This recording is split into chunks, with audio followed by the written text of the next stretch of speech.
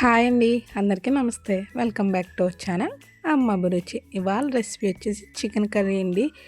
Super recipe, చాలా చాలా easy and tasty recipe అండి. వీడియోలోకి అయితే వెళ్ళిపోతాం. ముందుగా చికెన్ని శుభ్రంగా కడిగేసి పక్కన పెట్టుకోండి. అందులో 1/2 స్పూన్ పసుపు వేసుకోండి. అలాగే 1 స్పూన్ కారం, రుచికి తగ్గట్టు సాల్ట్ వేసుకోండి. నేను వచ్చేసి 1 స్పూన్ సాల్ట్ని అయితే వేస్తున్నాను. అలాగే 1/2 స్పూన్ గరం మసాలా పేస్ట్ అండి. గరం మసాలా పేస్ట్ అంటే ఏమీ లేదు, అల్లం, వెల్లుల్లి, జీలకర్ర, ధనియాలు, దాల్చిన చెక్క, లవంగ మొగ్గలు, యాలకి, స్టార్ పువ్వు ఇవన్నీ కలిపి మెత్తగా మిక్సీ పట్టేసుకోండి.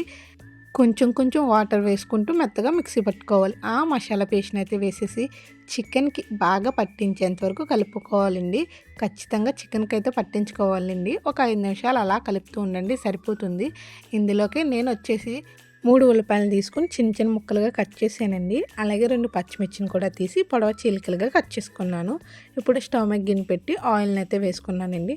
ఆయిల్ బాగా వేడెక్కాక ఉల్లిపాయ ముక్కలు, పచ్చిమిర్చిని కూడా వేసేయాలండి. అలాగే ఇందులోకి కొంచెం మసాలా అయితే ప్రిపేర్ చేసుకోవాలండి.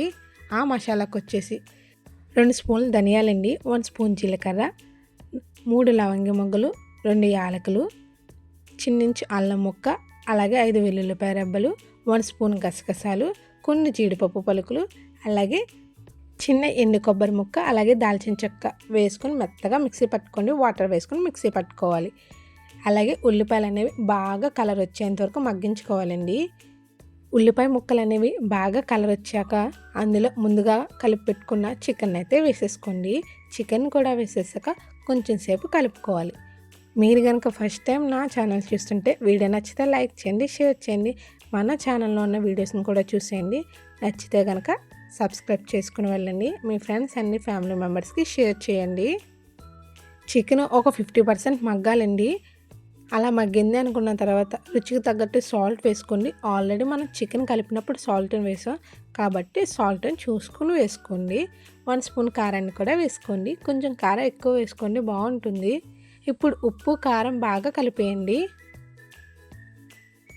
కారం పచ్చివాసన పోయేంత వరకు మగ్గిస్తే సరిపోతుంది. అలాగే ఉప్పు, కారం మగ్గాక ఇందులోనే మిక్సీ పట్టిన మసాలా పేస్ట్ని 2 స్పూన్లు అయితే వేసుకుంటున్నానండి. దానిని కూడా వేసేసి పచ్చివాసన పోయేంత వరకు వేగితే సరిపోతుంది. అలానే మంటనైతే హై ఫ్లేమ్లో పెట్టుకోకండి, లో ఫ్లేమ్లో పెట్టుకొని వేపుకోండి. దీనివల్ల మసాలా అనేది మాడకుండా ఉంటుంది, రుచి కూడా బాగుంటుంది. ఇలా మొత్తం కలిసేంత వరకు ఒకసారి కలిపేసుకోండి, సరిపోతుంది. మసాలా అనేది బాగా మగ్గి నూనె పైకి తేలుతున్నప్పుడు ఇందులో వాటర్ని అయితే వేసుకోవాలండి. చికెన్లో వాటర్ అయితే ఎక్కువ వేసుకోవడం అవసరం లేదండి, కొంచెం వేసుకోండి సరిపోతుంది. ఆల్రెడీ చికెన్లోంచి వాటర్ అయితే వస్తుంది. ఒక్కసారి మొత్తం కలిపేసుకోండి. అలాగే సాల్ట్ సరిపోయిందో లేదో కూడా చెక్ చేసుకోండి. లేదంటే ఇప్పుడు సాల్ట్ని అయితే యాడ్ చేసుకోవచ్చు. అంతేనండి, చాలా చాలా easy and tasty chicken curry. ఇది రైస్లోకైనా, చపాతీలోకైనా, బిర్యానీలోకైనా, ఎందులోకైనా సూపర్ కాంబినేషన్. ఒక్కసారి ట్రై చేయండి. నీళ్ళన్నీ దగ్గరికి ఎగిరిపోయాక కూర అనేది దగ్గరికి అవుతుందండి. అప్పుడు స్టవ్ని అయితే ఆఫ్ చేసుకోండి. అంతేనండి, easy and tasty chicken curry అయితే రెడీ అయింది. మీరు కూడా ట్రై చేసి మీకు ఎలా వచ్చిందో కామెంట్ చేయండి. కానీ వెళ్తా ఛానల్ ఖచ్చితంగా సబ్స్క్రైబ్ చేసుకుని వెళ్ళండి. అంతేనండి వీడియో. Thanks for watching.